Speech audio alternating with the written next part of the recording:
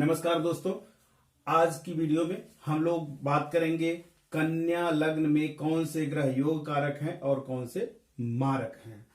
तो योग कारक और मारक जानने के लिए कुछ चीजें हमें जानना बहुत जरूरी है, जिससे कि हमको यह वीडियो और अच्छे से समझ में आएगी।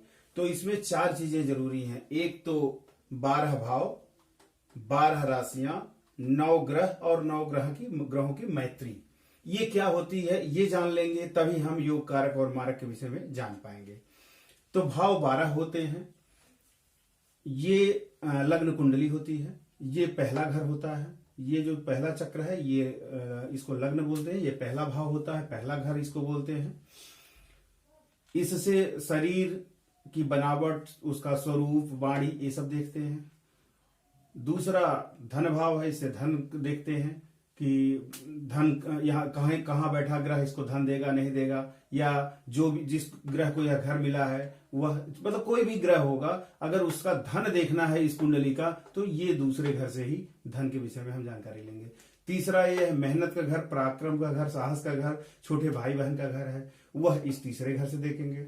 चौथा घर है माता का, सुख का, वाहन का, प्रॉपर्टी का, भौतिक सुख सुविधाएं जितनी है उनके लिए ये घर है।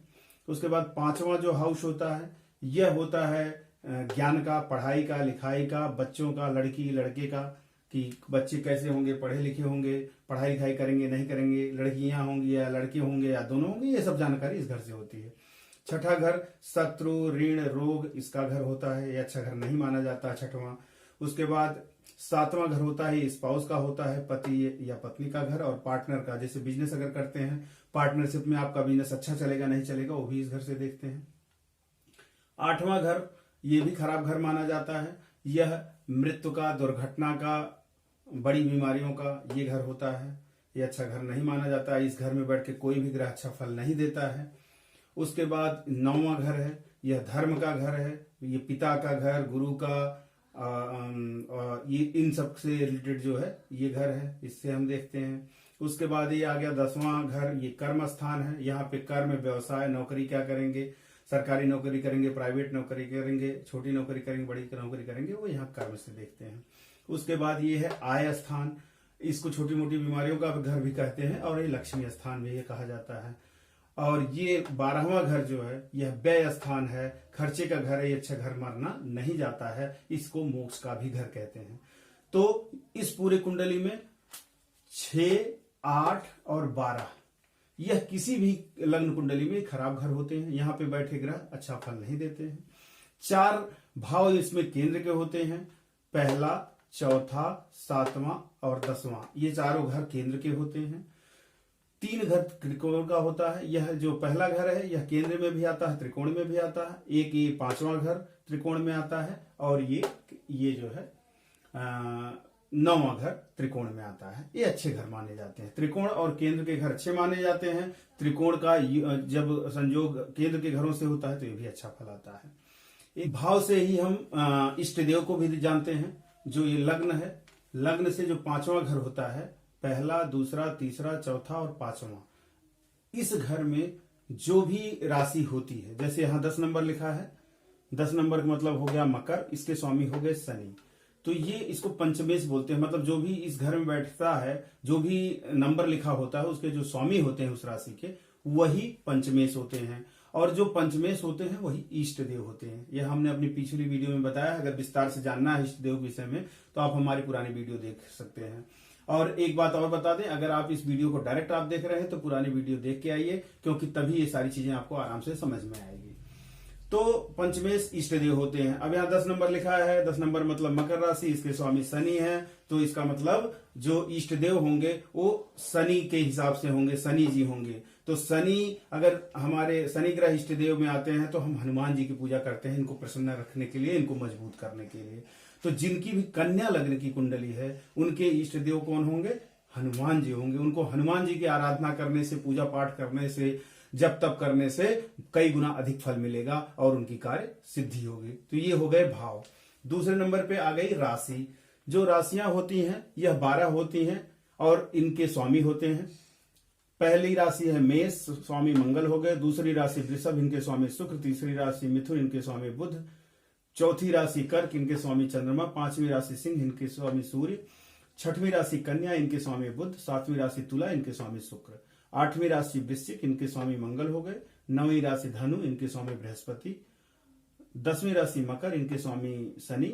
11वीं राशि कुंभ, इनके स्वामी शनि। और 12वीं राशि मीन, इनके स्वामी बृहस्पति। तो ये जो 12 राशियां हैं ये 7 ग्रहों को मिली हुई हैं, सूर्य, चंद्रमा, मंगल, बुध, गुरु, शुक्र और शनि। 2 ग्रह जो है राहु केतु, इनको कोई राशि नहीं मिली हुई, ये छाया ग्रह है। तो जब ये इनको राशि तो कोई नहीं मिली हुई, मतलब अंक जो लिखा है इनका घर कोई नहीं है, लेकिन जब राशियां प्लांट होती है, मतलब ये राशियां किसी न किसी घर में बैठते हैं जब ये ग्रह, तो इनका फल आता है, फिर ये 9 ग्रहों का फल आता है। तो इसलिए राहु केतु को वहां काम आएगा। योग कारक और मारक में राहु केतु की कोई भूमिका नहीं है। उसके बाद तीसरे नंबर पे ये ग्रह हमने बता दिया आपके कि 9 ग्रह हैं। उसके बाद ग्रह मैत्री, ये जो ग्रह हैं 9, इनकी आपस में शत्रुता है या मित्रता है, यह देखने के लिए हमें ग्रह मैत्री देखना होता है। तो जो ग्रह है ये 2 ग्रुप में होते हैं, एक देव ग्रुप होता है, एक दानव ग्रुप होता है। देव ग्रुप में आते हैं सूर्य, चंद्रमा, मंगल और गुरु। दानव ग्रुप में आते हैं शुक्र, शनि, राहु और केतु। बुध दोनों ग्रुप में आते हैं, ये न्यूट्रल है थोड़ा, क्योंकि इनकी दोनों लोगों से शत्रुता नहीं मित्रता रहती है। तो दोनों मतलब इनको दानव लोग भी मानते हैं और देव लोग भी मानते हैं, इसलिए बुध को हमने अलग कर रखा है।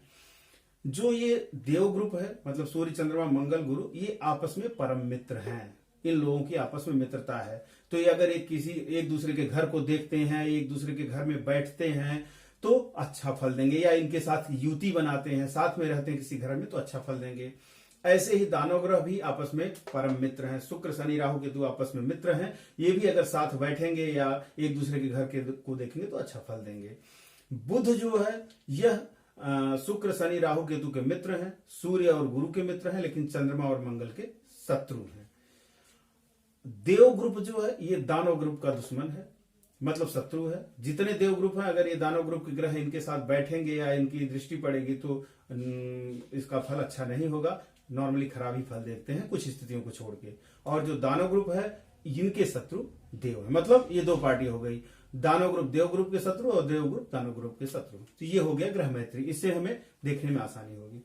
अच्छा, अब ये हो गया 4 चीजें हमने बात कर ली, भाव की, राशि की, ग्रह की, मैत्री की। अब बात करते हैं कन्या लग्न में योग कारक और मारक ग्रह कौन से हैं।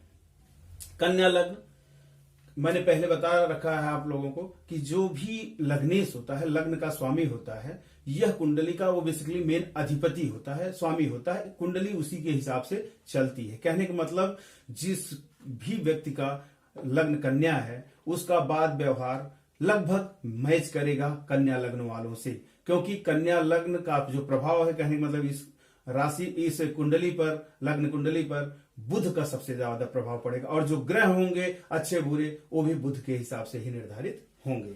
तो पहला घर लग्नेश है, बुध को मिला हुआ है। एक घर इनको और मिला हुआ है, यह कर्म का, व्यवसाय का घर।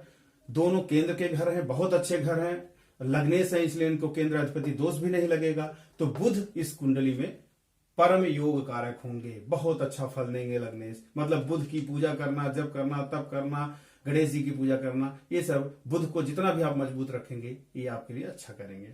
दूसरे नंबर पे लिखा दूसरे घर में धन भाव में 7 का मतलब हो गया तुला। तुला के स्वामी है शुक्र। इनको 2 राशियां मिली हुई हैं शुक्र भगवान को, एक मिली हुई 2 नंबर की, एक मिली हुई 7 नंबर की। तो 7 नंबर और 2 नंबर, इनको भी दोनों अच्छे घर मिले हुए हैं। एक धन भाव का घर मिला हुआ है, दूसरा धर्म भाव का घर मिला हुआ है, त्रिकोण का। दोनों बहुत अच्छे घर हैं, इसलिए इसमें ये भी योग कारक ग्रह शुक्र भी हो गए। तीसरे नंबर पे 8 है। 8 और 1, 8 का मतलब वृश्चिक, मंगल इनके स्वामी है, एक मेघ है, इनके स्वामी मंगल हो गया। तो जो मंगल है इनको 1 और 8 राशियां मिली हुई हैं।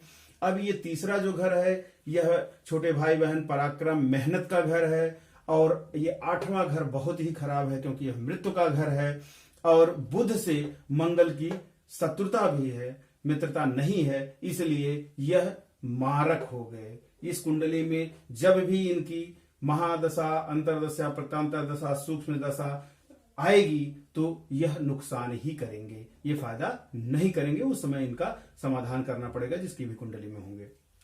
तो इसमें मंगल आपके मारक हो गए। उसके बाद आ गया 9 नंबर, यहां चौथा घर 9 लिखा हुआ। 9 मतलब धनु बृहस्पति। इनको एक राशि और मिली हुई 12 मीन। तो 9 और 12 दोनों केंद्र के घर मिल गए, चौथा और 7वां। लेकिन बहुत अच्छा हुआ, बहुत अच्छा घर मिल गया। बृहस्पति बहुत अच्छे ग्रह हैं, लेकिन इनसे मित्रता भी है बुध से। लेकिन समस्या ये है कि लग्नेश के अलावा किसी को भी अगर 2 घर केंद्र का मिलता है तो केंद्र अधिपति दोष लगता है, तो इसलिए इन पर केंद्र अधिपति दोष लग गया और ये मारक की श्रेणी में आ गए। लेकिन केवल बृहस्पति के साथ एक अपवाद है कि बृहस्पति तभी मारक होते हैं जब उनको केंद्र अधिपति दोष तभी उन पर लगता है जब वो 6, 8, 12 इन तीनों घरों में से किसी में बैठे हो। मतलब लग्न जब इनको ग्रह बैठेंगे, अगर इन तीनों घरों में हैं तो ये मारक होंगे, अगर इसमें नहीं बैठे हैं और किसी घर में बैठे हैं तो ये योग कारक की लिस्ट में आ जाएंगे। तो ये ग्रहों की स्थिति देखने पे पता चलेगा कि बृहस्पति मारक है कि योग कारक। लेकिन चूंकि अभी हम ग्रह नहीं प्लांट किए हैं, अभी हम केवल बात कर रहे हैं अंक के हिसाब से, तो उस हिसाब से बृहस्पति मारक हो गए। उसके बाद आगे जाए 5वें स्थान पे, जो मैंने बोला कि ये इष्ट देव भी हैं।